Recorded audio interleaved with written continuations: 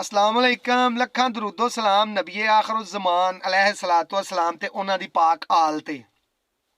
चिड़ियां आज़ाद कराना ऐसी चिड़ियां आज़ाद कराने तुसां वेख्या होना है कोई बंदा पिंजरे च या जाल च चिड़ियां लैके ना ते राह ते खलोता हुंदा है।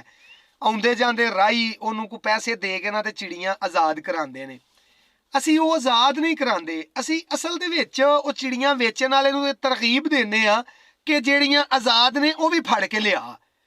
ਅਸੀਂ ਜਿੰਨੀਆਂ ਆਜ਼ਾਦ ਕਰਾਵਾਂਗੇ ਨਾ ਉਹਦੇ ਕੰਮ ਦੀ ਓਨੀ ਵੈਲਿਊ ਵਧੇਗੀ। ਉਹ ਅੱਗੇ ਤੇ ਕੱਲਾ ਕਰਦਾ ਨਾ, ਫਿਰ ਨਾਲ ਦੋ ਤਰ੍ਹਾਂ ਬੰਦੇ ਹੋਰ ਲਾ ਲਵੇਗਾ, ਆਜ਼ਾਦ ਚਿੜੀਆਂ ਵੀ ਫੜ ਕੇ ਲਈ ਆਵੇਗਾ। ਫਿਰ ਕੀ ਹੋਵੇਗਾ ਕਿ ਜਿਹੜੀਆਂ ਗੁਜਰਾਂ ਵਾਲੇ ਦੀਆਂ ਚਿੜੀਆਂ ਨੇ ਉਹ ਕਾਮੋਂ ਕੀ ਜਾ ਕੇ ਵਿਕਣਗੀਆਂ ਤੇ ਉੱਥੇ ਆਜ਼ਾਦ ਹੋਣਗੀਆਂ। ਜਿਹੜੀਆਂ ਸਿਆਲਕੋਟ ਦੀਆਂ ਨੇ ਉਹ ਫੈਸਲਾਬਾਦ ਟੁਰ ਜਾਣਗੀਆਂ, ਉੱਥੇ ਜਾ ਕੇ ਆਜ਼ਾਦ ਹੋਣਗੀਆਂ।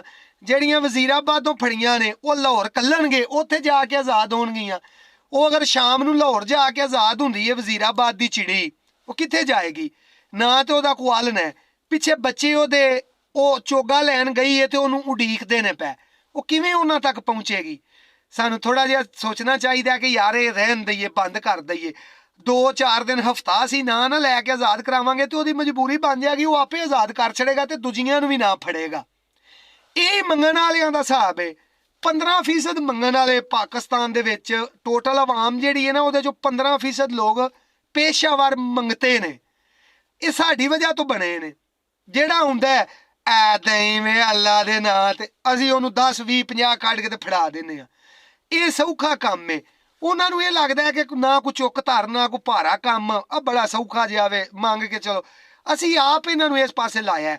ਇਹ ਵੀ ਅਗਰ ਅਸੀਂ ਚਾਹੀਏ ਤੇ ਬੰਦ ਹੋ ਸਕਦਾ। ਸਦਕਾ ਖੈਰਤ ਅਸੀਂ ਆਪਣੇ ਮਹੱਲੇ 'ਚ ਯਤੀਮ ਬੱਚਿਆਂ ਨੂੰ, ਬੇਵਾ ਔਰਤਾਂ ਨੂੰ ਲੱਭ ਕੇ ਆਪਣੇ ਰਿਸ਼ਤੇਦਾਰਾਂ 'ਚ ਮਾੜਿਆਂ ਬੰਦਿਆਂ ਨੂੰ ਵੀ ਦੇ ਸਕਨੇ ਆ।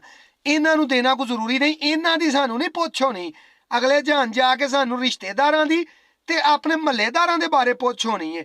ਇਹਨਾਂ ਦੀ ਹੋਰੇ ਕਦੋਂ ਜਾ ਕੇ ਤੇ ਵਾਰੀ ਆਉਣੀ ਹੈ। ਅਸੀਂ ਅਸਲ 'ਚ ਜਜ਼ਬਾਤੀ ਹੋ ਜਾਂਦੇ ਆ, ਚੋਖਾ ਸਿਆਣਾਪਨ ਵਿਖਾਉਣ ਲੱਗ ਪੈਂਦੇ ਆ।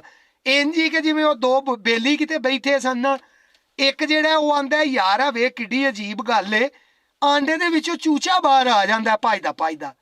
ਦੂਜਾ ਉਹਨੂੰ ਆਂਦਾ ਯਾਰ ਇਹਦੇ ਤੋਂ ਵੀ ਇੱਕ ਅਜੀਬ ਗੱਲ ਇਹ ਵੇ ਕਿ ਉਹ ਚੂਚਾ ਆਂਡੇ ਦੇ ਵਿੱਚ ਕਿਵੇਂ ਵੜਦਾ।